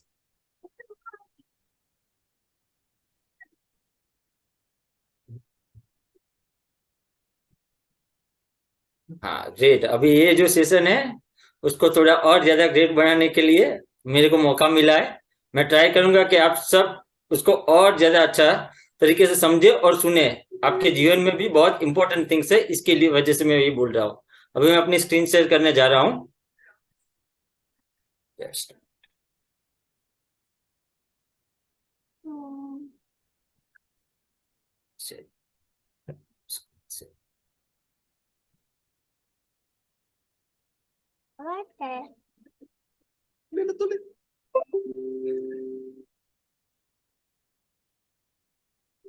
So first of all नमस्कार। आपके मन मंदिर में बैठा परमपिता परमेश्वर को मेरा सादर प्रणाम। सेशन है मेरी Mahabharat, the battle of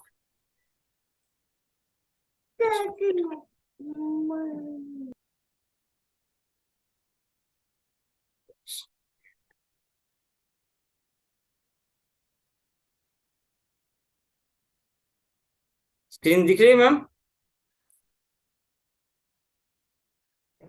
Screen share is off, sir. एक बार, yes, now we can see us. Just minute. आपको सर सिर्फ उस स्क्रीन पे हल्का सा क्लिक करना है, टॉप शेयर तक नहीं जाना चाहिए आपका, तभी बार बार हट जाता है वो। ओके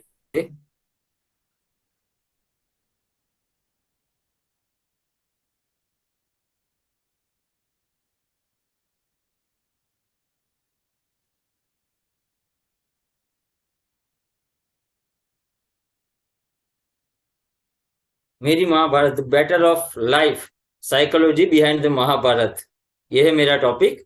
और उसमें अभी महाभारत में आगे क्या सीख पाते हैं, पर पहले उससे मेरी एक प्रार्थना है। प्रार्थना ये है कि ये किसी धर्म के रिलेटेड या धर्म पुस्तक के रिलेटेड ना जुड़े, क्योंकि ये जो है सिर्फ अपनी जिंदगी को, अपनी महाभारत, अपनी जिंदगी की महाभारत की लड़ाई को कैसे सुलभ किया जा सके, कैसे उसको अपनी जिंदगी में इम्प्लीमेंट किया सके और उससे क्या सीख सके, और उसकी सीखी हुई उस तरीके से सीख के हम अपनी जिंदगी को कैसे बेहतर बना सके, उसके लिए ये सेशन रखा गया है। इसमें कोई धर्म के रिलेटेड या उसके रिलेटेड नहीं है। सो प्लीज उसको कोई धर्म से या उसका अपमान करने के लिए नहीं है, जो भी है पॉजिटिव ही है। तो उसके लिए अगर किसी को दिक्कत हो तो उसके लिए मैं माफी चाहता हूँ पहले से, ठीक है। इस सेशन में क्या क्या है, पहले तो है महाभारत की कुछ पंक्तियां, अपने जीवन की महाभारत की कुछ पंक्तियां। दूसरे नंबर है भगवान श्री कृष्ण, जिनको मैं मन कहता हूं, मेरा मन मेरा कृष्ण है, ऐसा है लिखा है मैंने एक पंक्तियों में। तो मन क्यों कहता हूं और मन क्यों मानना चाहिए, वो भी इसमें समझाया जाएगा। तीसरे नंबर पे है महाभारत के कुछ पात्र जो अपनी जिंदगी में कौन सी लेवल पे है, कौन से तरीके से उसको किस जगह पे वो अवेलेबल है। थर्ड थिंग है 2 मिनट का ध्यान होगा, ठीक है। उसके बाद है कैपेसिटी ऑफ, मन की क्षमता, यानी capacity of subconscious mind, power of subconscious mind सब जानते हैं, आज देखेंगे कैपेसिटी ऑफ सबकॉन्शियस माइंड। उसके बाद आएगा मन की ताकत, strength of our subconscious mind, अपने सबकॉन्शियस माइंड की स्ट्रेंथ क्या है वो समझने जाएगा। और तीसरे नंबर पे आएगा मन की शक्ति है, यानी power of our subconscious mind, ठीक है। और चौथे नंबर पे है मन की ताकत और शक्तियों की तुलना, यानी कैपेसिटी एंड पावर की तुलना, ठीक है। बाद में है मन को भगवान मानने के फायदे, और उसके बाद आएगा महाभारत से एक महत्वपूर्ण सीख, और उसके बाद आएगा उसका पूर्णाहुति। So let's start this session. पहले जीवन की महाभारत के लिए कुछ पंक्तियां। ये मेरी महाभारत, ये तेरी महाभारत, ध्यान से जो समझो तो सबकी महाभारत। मेरा ये कर्म युद्ध है, मेरा ये धर्म युद्ध है, मुझसे ही ये मेरे स्वयं का द्वंद्व युद्ध है। मन मेरा कृष्ण मेरा सारथी बना है, मैं इंद्रियों का स्वामी अर्जुन खुद रथी बना हूं। यहाँ पे समझिएगा, जिंदगी की महाभारत में कर्म युद्ध है मेरा, ये मेरा धर्म युद्ध है, मुझसे ही है, मेरे स्वयं का। यानी अपना जो प्रॉब्लम है अपने जीवन की, वो अपने खुद से है, बाहर किसी से नहीं है। अपने अंदर की प्रॉब्लम है, अपने आप से युद्ध होता है। मन ये मेरा कृष्ण मेरा सारथी बना है, यानी जो अपना मन कहता है वही हम करते हैं। जो अपने मन जो हमको गाइडेंस देता है उसके हिसाब से ही अपना कार्य करते हैं। मैं इंद्रियों का स्वामी अर्जुन खुद रथी बना हूं, यानी अपने मन में, यहाँ पे अर्जुन को रथी बताया गया है, यानी मेरे शरीर की इंद्रिया जो है, जो मेरे मन के मुताबिक रिएक्ट करेगी। सबसे पहले कहाँ होगा? सबसे पहले कोई अपने कार्य करेंगे, सबसे उसका इफेक्ट कहाँ पे होगा? जो स्पीकर है सब इससे रिलेट करेंगे। जैसे आप कभी कोई सेशन में गए, फर्स्ट टाइम माइक हाथ में लिया, तो क्या होगा? हेलो, सबसे पहले अगर आप कभी भी लोगों के सामने बैठे और माइक हाथ में लिया तो क्या होगा? आप चैट में बता सकते हैं।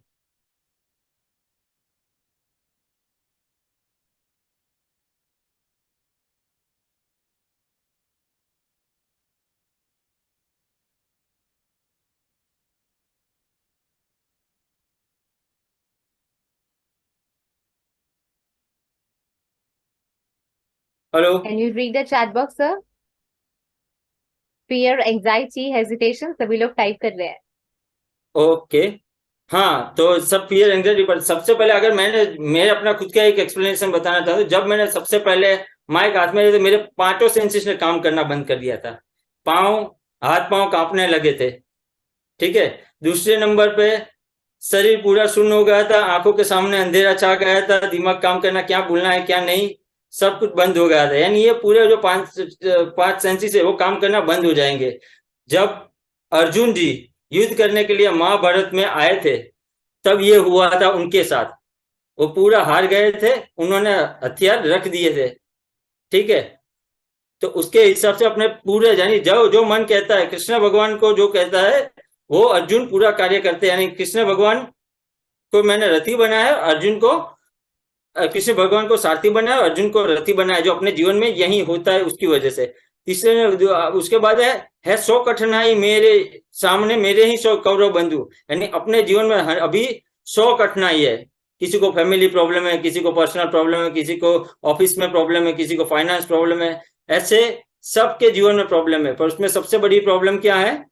उसमें सबसे बड़ा दूर यूं धन खड़ा है। यानी मैंने यहाँ पे जो धन है, दुर्योधन को धन की तुलना दी गई है, क्योंकि हमारे जीवन में अभी सबसे दूर खड़ा है वो है धन, दुर्योधन।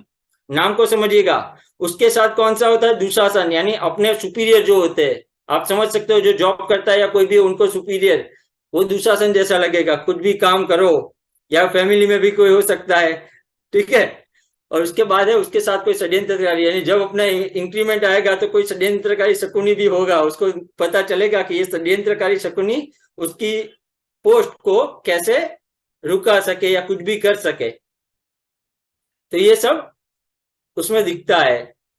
यानी अपने लाइफ में भी ये षड्यंत्रकारी शकुनी है, दुशासन है, और अपनी प्रॉब्लम है धन।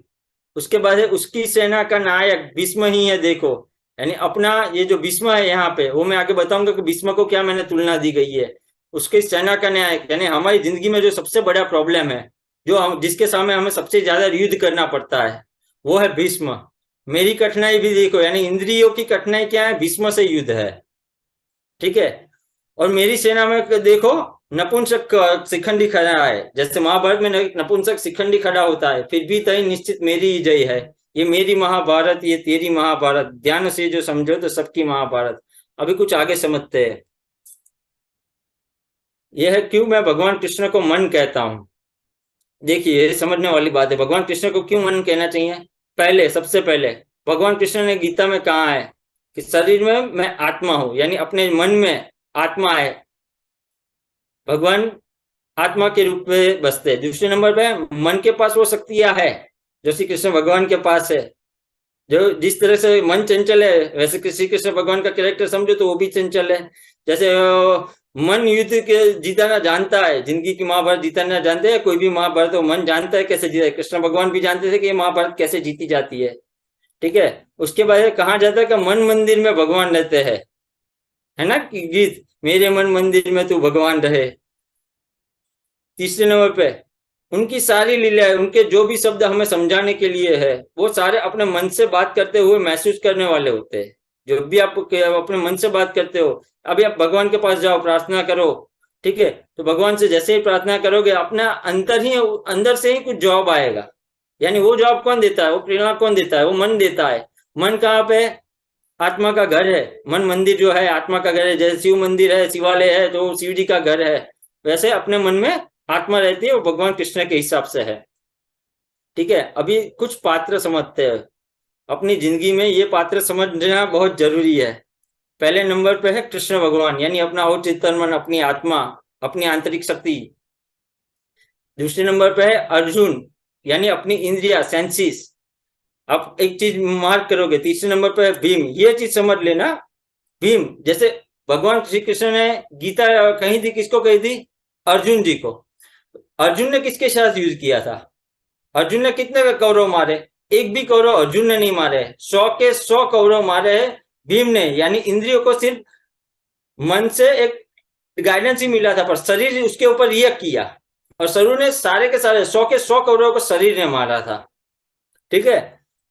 तीसरे नंबर पे द्रौपदी, हृदय। आप कभी भी महाभारत पढ़ो या देखो या कभी भी देखो, आप कृष्ण भगवान और द्रौपदी का जो भी संवाद होगा, वो ऐसा ही संवाद आप फील करोगे जैसे अपना हृदय और अपना मन बात कर रहे हैं, फील करोगे आप। इंद्रियों को सबसे ज्यादा नजदीक कौन था? हृदय इंद्रियों को जीता। हृदय को जीता कितने? इंद्रियों ने, ठीक है। बाद में है भीष्म, ये चीज समझने वाली है।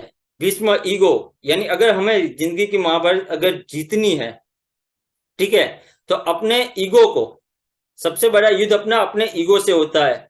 हम बोल देते हैं नहीं मेरे पास कहाँ ईगो, मैं ऐसा नहीं है, वहीं अपना ईगो होता है। मानो या ना मानो, जैसे आप अपना ईगो दूर करोगे, उसके बाद उसका युद्ध शुरू होगा प्रकृति से, नेचर से, कर्ण से। जैसे ही महाभारत में पहले युद्ध हुआ था भीष्म से, जब तक भीष्म था तब तक कर्ण युद्ध लड़ने नहीं आया था।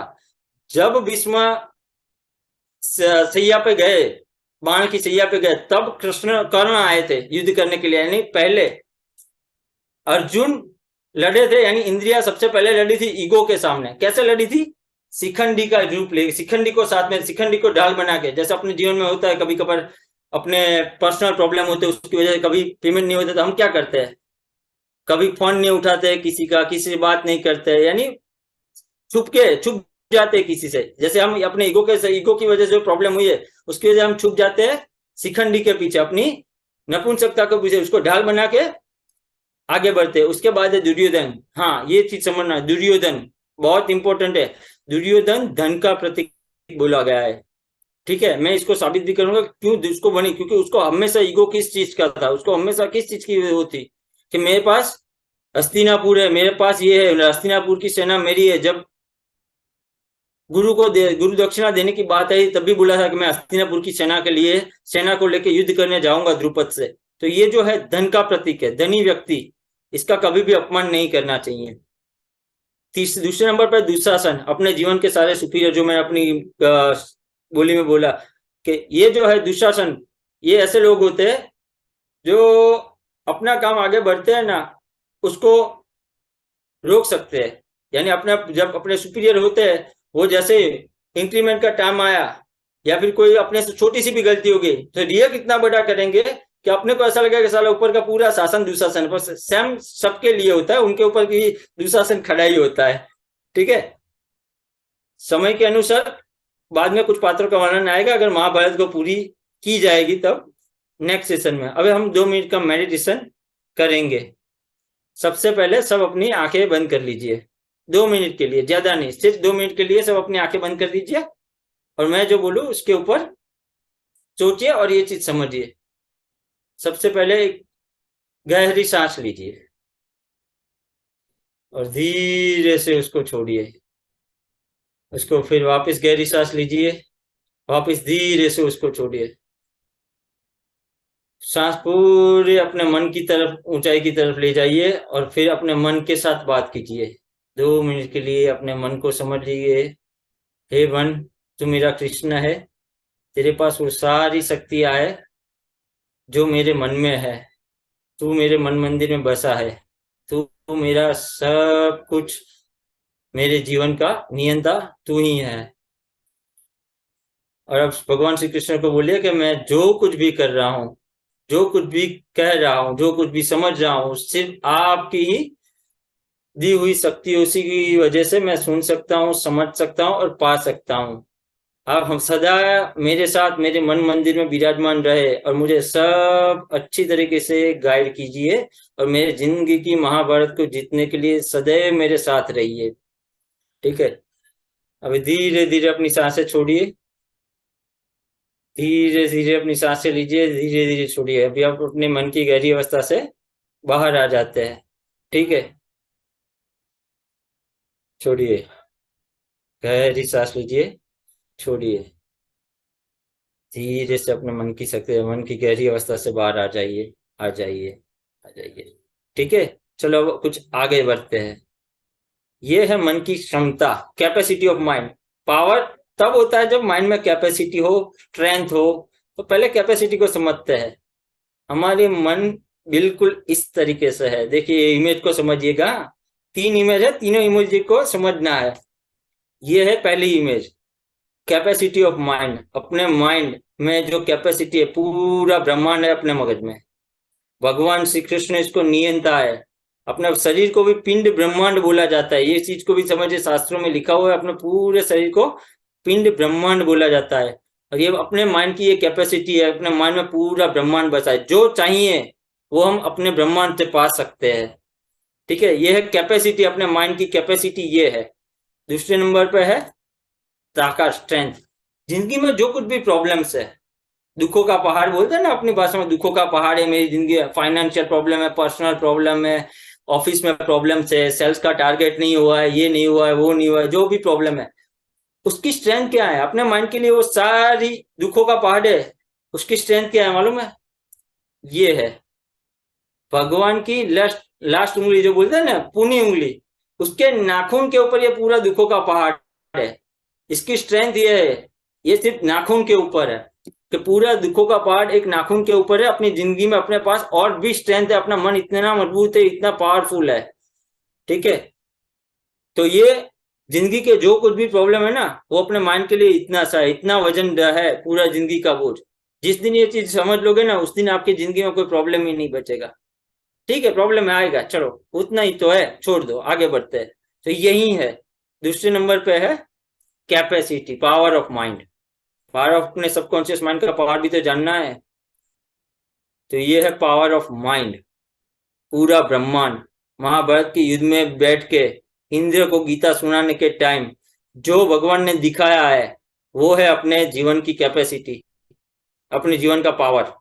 पूरा महाभारत का युद्ध सिर्फ ये एक इमेज में भगवान श्री कृष्ण ने अर्जुन को समझाया कि मैं तेरे साथ हूं, मैं ये हूं, पूरा ब्रह्मांड हूं, पूरा सृष्टि का नियंता मैं हूं। यानी अपने जीवन के नियंता अपना माइंड है। अगर हम सोचेंगे कि मैं बीमार हूं तो बीमार हो जाओगे, मैं सोचूंगा कि मैं पावरफुल हूं तो मैं पावरफुल हो जाऊंगा, मैं सोचूंगा कि मैं पैसे वाला हूं तो मैं पैसे वाला हो जाऊंगा। तो ये है अपना पावर। जो मैं बोलता हूं कि मैं हूं, बैठा हूं, इंद्रियों को बोलता है, मन इंद्रियों को बोलता है मैं बैठा हूं, तू लड़, फिर अर्जुन लड़ते हैं। तो ये अपना पावरफुल माइंड है। और अभी ये दोनों का डिफरेंस देखते हैं, मन की ताकत और मन की शक्तियां। ये दो इमेज से देखे, ये पावर की इमेज मैंने दिखाई। ठीक है, ये स्ट्रेंथ की इमेज है और ये पावर की। अभी दोनों में सिमिलरिटी क्या है? ये दो इमेज में कोई बता सकता है क्या सिमिलरिटी है? नहीं बता सकते ना? देखो मैं बताता हूं। भगवान कृष्ण यहाँ पे भी है, यहाँ पे भी है। ये कौन है? ये कौन है? ये है इंद्र। इंद्र का घमंड तोड़ने के लिए इंद्र जी को यहाँ बिठाया गया था। और यहाँ पे कौन बैठा है? ये कौन है? अर्जुन जी। और अर्जुन जी क्या है? जैसे मैंने महाभारत में लिखा है कि अर्जुन जी इंद्रियों के स्वामी है, और ये इंद्र का मानस पुत्र बोला जाता है अर्जुन जी। आप महाभारत में देखेंगे ये इंद्र का मानस पुत्र है, यानी ये पावर स्ट्रेंथ भी किसको दिखाते हैं? भगवान कृष्ण स्ट्रेंथ किसको दिखाते हैं? इंद्र को, कि मेरे पास ये पावर है, ठीक है। और यहाँ पे किसको दिखा समझाते हैं कि तू चिंता मत कर, मेरे पास इतनी पावर है, मैं तेरे साथ खड़ा हूं, ठीक है। तो ये है भगवान कृष्ण को मैं इसलिए मन को भगवान कृष्ण करता हूँ। जैसे कर्म की बात आती है मैं भगवान कृष्ण को मन कहता हूँ, और अगर धर्म की बात आती है तो मैं हनुमान जी को मन कहता हूँ। क्योंकि रीजन ये है, धर्म में दासत्व होता है मन का, और यहाँ पे कर्म में भगवान कृष्ण मन बने बैठे हैं, ठीक है। अभी आगे बढ़ते हैं। एक सीख जो अपने जीवन में इंपॉर्टेंट है, जो पैसों और पैसों वाले व्यक्तियों के प्रति कैसा व्यवहार होना चाहिए और हमें करना चाहिए। अगर आप ये बात को समझो तो सबसे पहले दिल ने, यानी द्रौपदी ने एक बार अपमान किया था धन का, दुर्योधन का, ठीक है। जैसे ही दुर्योधन का अपमान किया था वैसे ही क्या हुआ था, धन ने हृदय को अपमानित किया पूरे सभा में। और उसके बाद क्या हुआ था, 12 साल का वनवास और 1 साल का अज्ञातवास। जिंदगी का ये नियम हमेशा याद रखना, अगर आपने कभी भी दिल से धन का अपमान किया या धनी व्यक्ति का या किसी भी धन के प्रतीक का अपमान किया तो 12 साल का वनवास, गरीबी आपको भुगतनी ही है। और 1 साल ऐसा आएगा कि आप सबसे धन के लिए मुंह छुपाते फिरोगे। 12 साल दर दर भटकना पड़ेगा और 1 साल का अज्ञातवास, छुप के रहना पड़ेगा, फोन भी नहीं उठा पाओगे। यानी कभी भी धन का कभी भी अपमान नहीं करना, कभी भी कोई भी कंडीशन में धन का अपमान नहीं करना है। हर चीज का अपमान करना, वरना दर दर भटकने की बारी आएगी। धनी व्यक्ति का या धन का जो भी प्रतीक है उसका कभी भी अपमान मत करो, ठीक है। तीसरे नंबर पे है आभार। आभार आप सभी को, आप सबके मन में विराजमान परम पिता परमेश्वर को मेरा सहर्ष प्रणाम। तो वंडरफुल